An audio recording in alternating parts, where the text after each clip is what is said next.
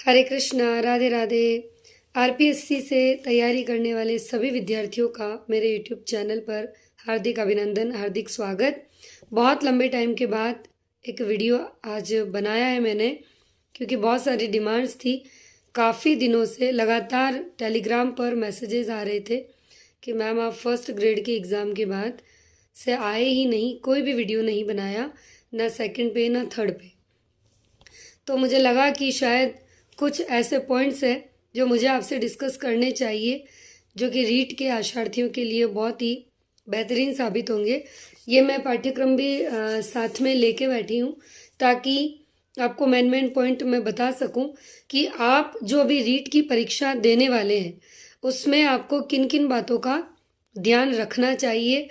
यदि अभी तक आपने ये नहीं किया है तो फिर आपको ये ज़रूर करना चाहिए, ऐसा मैं मानती हूँ, क्योंकि मैंने इस पाठ्यक्रम को बहुत अच्छे से देखा है और पुराने जितने भी पेपर्स हुए हैं अब तक, तो अभी जो 2 4 5 महीनों के अंतर्गत, उनमें जितने भी प्रश्न और उन प्रश्नों की जो प्रकृति पाई गई, उनमें मैंने एक कॉमन सी चीज़ देखी है और मुझे लगा कि ये जानकारी रीट के जितने भी विद्यार्थी हैं उन तक पहुंचनी चाहिए। सबसे पहले मैं फिर से आपसे एक बता देती हूँ, वैसे तो एक वीडियो मैं पहले बना चुकी हूँ कि आपका जो पाठ्यक्रम है उसमें कितने प्रश्न किस भाग से आएंगे, कैसे आपको तैयारी करनी चाहिए, लेकिन फिर भी एक बार मैं बता देती हूँ कि आपके कितने प्रश्न किस पाठ्यक्रम के किस हिस्से से आएंगे। तो राजस्थान का जो आपका भूगोल, इतिहास, कला, संस्कृति और जो भाषा विषय से संबंधित है, वहाँ से आपके 40 प्रश्न बनेंगे। राजस्थान का जो आपका सामान्य ज्ञान है, शैक्षिक परिदृश्य है, अनिवार्य बाल शिक्षा का अधिकार अधिनियम और जो करंट है, उनको मिलाकर आपके 25 प्रश्न हैं। फिर आपका जो एक स्पेशल सब्जेक्ट है, यानी आपने हिंदी चूज़ किया, सामाजिक किया, संस्कृत किया, यहाँ से आपके 60 प्रश्न हैं। शिक्षण विधियों से आपके 10 प्रश्न हैं और मनोविज्ञान से आपके 10, और जो आपका एक आईसीटी का पार्ट है वहाँ से आपके 5 प्रश्न हैं। और ये सब मिलाकर 150 नंबर का आपका पेपर बनता है।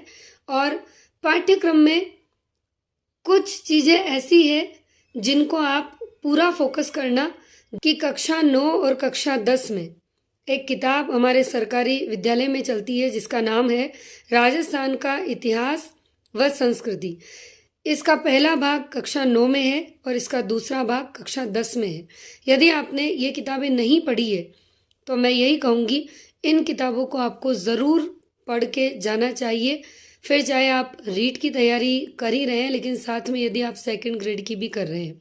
वैसे तो हमेशा से मैं यही कहती आई हूँ कि एग्ज़ाम के 1 महीना पहले कुछ भी नया नहीं पढ़े, लेकिन यहाँ मैं इन किताबों के लिए इसीलिए कहूँगी क्योंकि पुराने पेपर जितने भी अभी हुए हैं वहाँ जो प्रश्न पूछे गए हैं, इन किताबों से एक भी प्रश्न वहाँ बाहर नहीं है।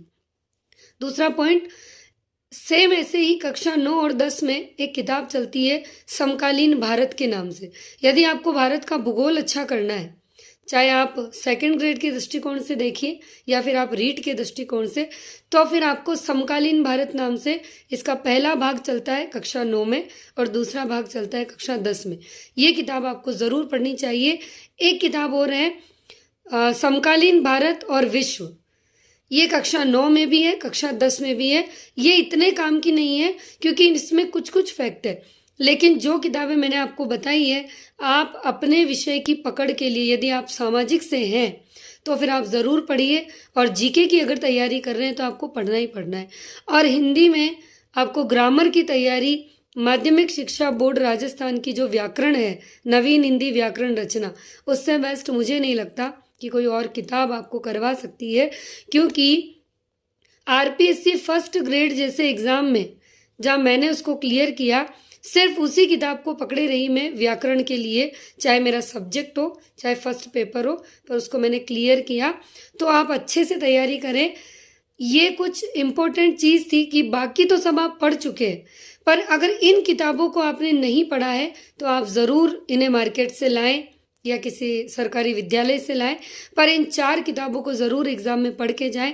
सभी रीट आशार्थियों को मैं यही कहूँगी कि जितना पढ़ चुके हैं उसको आप रिकॉल कीजिए और इन किताबों का अध्ययन कीजिए, आपका एग्ज़ाम बहुत अच्छा जाएगा।